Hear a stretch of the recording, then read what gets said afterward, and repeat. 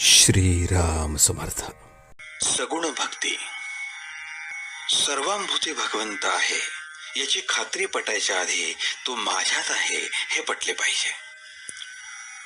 सोन्याचा दागिना मला सोने भेटवा असे म्हणत नाही. त्याचप्रमाणे मला भगवंत बाहेरून कुठून भेटायचा आहे असे नाही समजू. तो आपल्या जवळच आहे. मनुष्य बोलतो तसा जर वागला तर त्याला त्याची प्रचिती आल्याशिवाय राहणार नाही. मी कुणाचा आहे हे जर जाणले तर मी कोण हे कळायला वेळ लागायला नको. सत्समागम केला म्हणजे मी कोण हे कळते. साक्षी रूपाने नटलेला जो मी त्याला पाहायला जंगलात जायला नको. माझे पण सोडावे म्हणजे मीचा बोध होतो. भगवंत चोहोकडे भरलेला आहे असे आपण नुसते तोंडाने म्हणतो, पण त्याप्रमाणे वागत नाही हे आपले मूळ चुकते.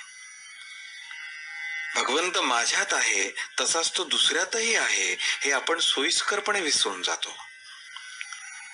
जसा खोलीतला दिवा प्रकाशाने सर्व खोली व्यापून टाकतो, तसे हे सर्व जग भगवंताने व्यापून टाकले आहे. मी करता नसून राम करता आहे हे म्हटले म्हणजे त्यात सर्व आले. पोशाख निरनिराळे केले तरी मनुष्य हा एकच असतो. संन्यास हा मनाचा असतो, पोशाखाचा नसतो. मनावर कशाचाच परिणाम होऊ न देणे हाच संन्यास. सगुण भक्ती करावी, भक्तीने नाम घ्यावे, नामात भगवंत आहे असे जाणावे आणि भगवंताचे होऊन राहावे, हाच परमार्थाचा सुलभ मार्ग आहे. साधू संतांनी अतिशय परिश्रम घेऊन आणि स्वतः अनुभव घेऊन हा मार्ग आपल्याला दाखवून दिलाय. आपले ज्याच्याशी साम्य आहे त्याच्याशी आपली मैत्री जमते. आपण देही असल्यामुळे आज आपला देवही आपल्यासारखाच पण त्याच्याही पलीकडे असणारा असा पाहिजे.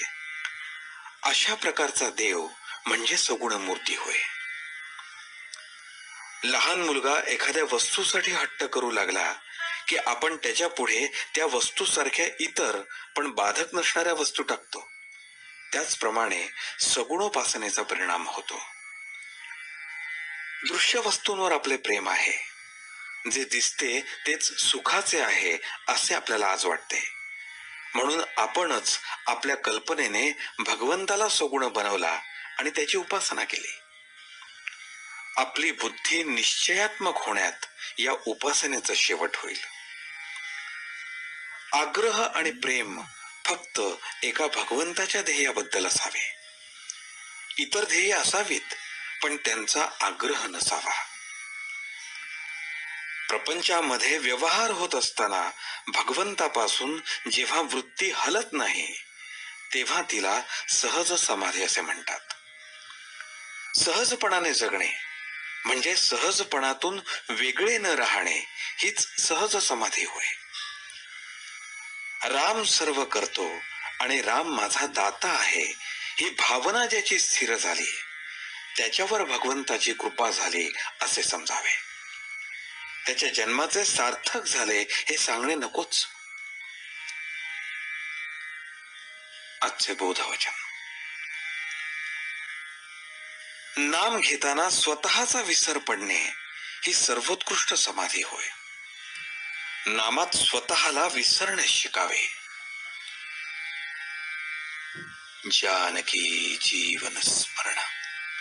जय जय राम.